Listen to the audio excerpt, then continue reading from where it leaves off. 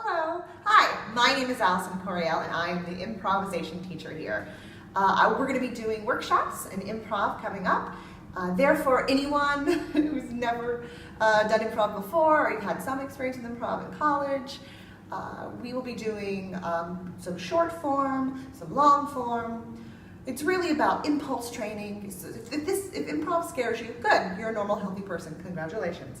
It should be a little scary, but there's ways to get over that. Basically, an intro improv workshop is about getting over it and just having fun and being honest and surprising yourself every day.